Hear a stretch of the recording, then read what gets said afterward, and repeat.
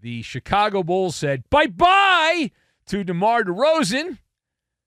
He's on to another town, bouncing around the NBA, the journeyman DeMar DeRozan. If you did not see this over the weekend, you had one too many cocktails and a few too many fireworks in the air everywhere. You might have missed it. So we'll get you caught up on this. Perhaps you missed it. So DeMar DeRozan headed to one of the glamour teams in the NBA, the Sacramento Kings. Woo! It's a sign and trade. It's a sign and trade. So DeMar DeRozan goes from Chicago to Sacramento. San Antonio was also involved. That's a team DeMar DeRozan knows a thing or two about. The Kings ended up giving up Harrison Barnes and others in the trade. There'll be a quiz on this later. The key figure here that we need to worry about is DeMar DeRozan. So let us discuss the question.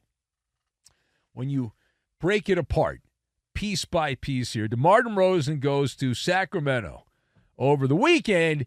Can you explain why he picked the Kings? Because he had options.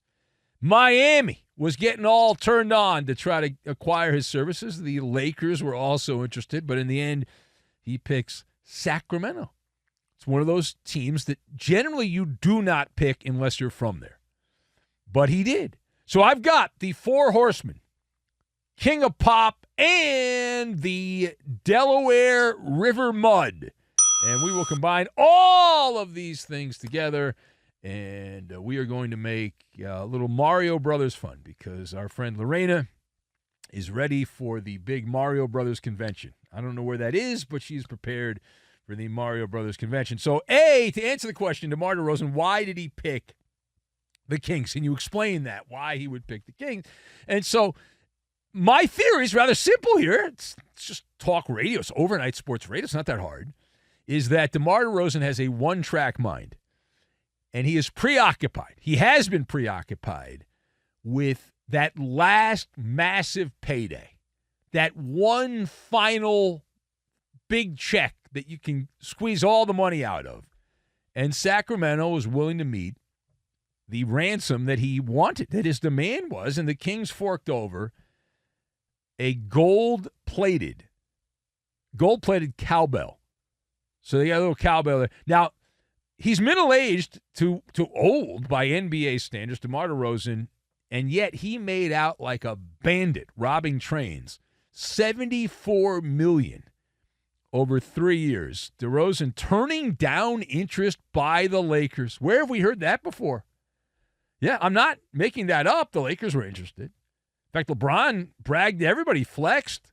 Hey, I took less money. We're going to go out and get a good player. So DeRozan turns down the Lakers and the Miami Heat, and that adds, we'll focus on the Lakers here, that adds to the bubonic plague that has infected the Laker franchise as LeBron. I said he had cooties. I might have been too delicate with my analysis that there's something worse for LeBron here. The Lakers, led by the GM/owner by proxy, LeBron James, have now been rejected by the Four Horsemen of the Apocalypse. James Harden said, I want to play for the real team in L.A., the Clippers. Check. Okay, stayed with the real team. Klay Thompson said, my dad works for the team. You think I want to hang out with my dad? Come on, my dad tells me what a doofus LeBron is. I don't want to go play for the Lakers. So he's going to Dallas to miss shots there. And then the biggest kick in the nuts, Jonas Valanciunas. Jonas Valanciunas goes to the Washington Wizards rather than go to the Lakers. And now you have DeMar DeRozan. So Lakers have lost out. They like to talk about how they're better than everybody. You know, they're the Lakers. You're the Lakers. Okay, so players would rather play for the Clippers, the Mavericks, the Wizards, and the Sacramento Kings. Woo! How sweet it is. How sweet it is. All right, now, page 2. Does DeMar DeRozan, that transaction, the transaction we're talking about here, does the DeMar DeRozan trade put the Kings in the upper echelon of the NBA? So I'm shaking my head no on that. I think that's an unpopular opinion. You know what this is? This is the King of Pop special edition. Michael Jackson, the song, Wanna Be Starting Something. And you're stuck in the middle. And I look at Sacramento, and there's a big bottleneck, dog pile, if you will, in the West, based on what's happened here in the summer with transactions. There's a lot of teams that are similarly constructed in the NBA. But DeMar Derozan is a better offensive player than Harrison Barnes. Bye Barnes. It's a better player there with an asterisk, though. And there is an asterisk here. He should do very well late and close. I don't want to do too much X's and O's because who wants to hear that? But with De'Aaron Fox on one side and DeMar DeRozan offensively, Sacramento should be in good shape if games are close late, and most games are close late. However, he has no perimeter game beyond the mid-range.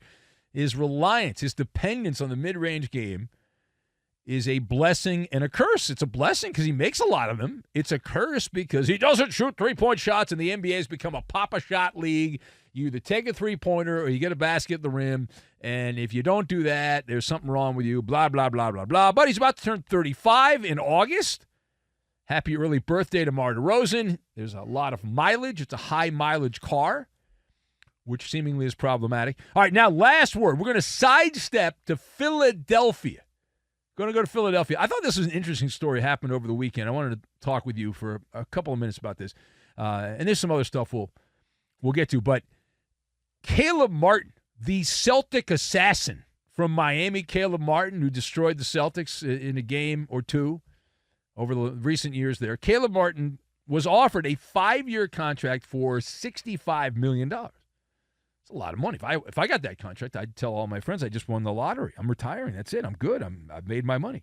So 5 years, $65 million deal from the Heat. That was the offer. He said, you know what? I don't want that.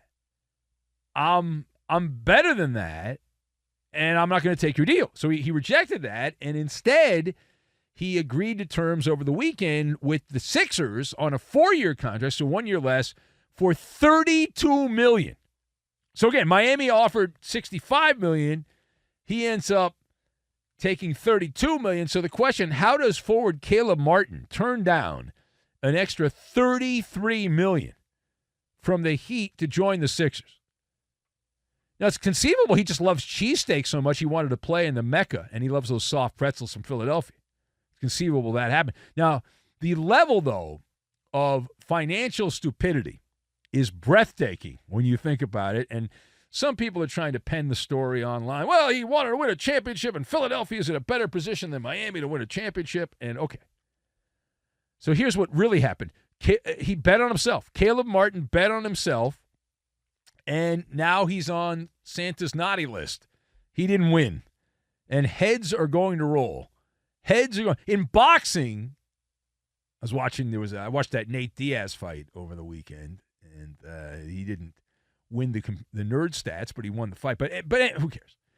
In boxing, there's a term, the old 1-2 punch.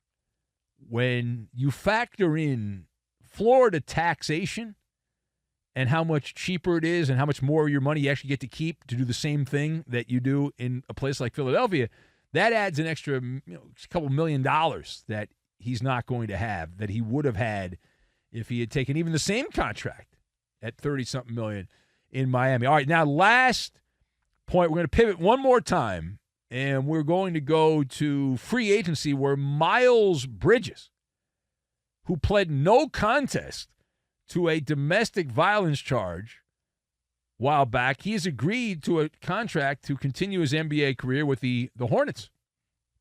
And how much did he get? Veteran minimum?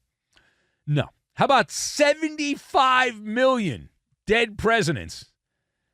And that's over 3 years. Now, what is the lesson from Miles Bridges' deal with the Charlotte basketball team?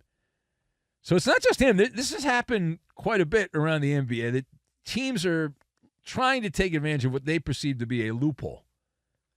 And as it was explained to me, you've got a group of talented players that if they did not have the scarlet letter on top of them, if they were not covered in that thick Delaware River mud because of legal issues, they would be getting ridiculous amounts of money.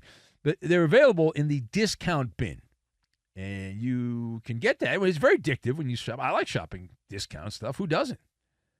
It's a market weak spot. It's a market inefficiency is what it is, right? And so you can get a player.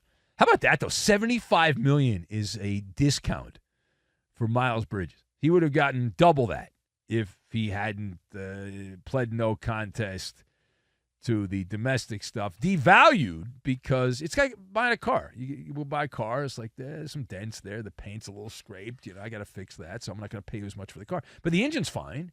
The engine's great. And everything else is fine about the car. Well, it's a bit of a problem.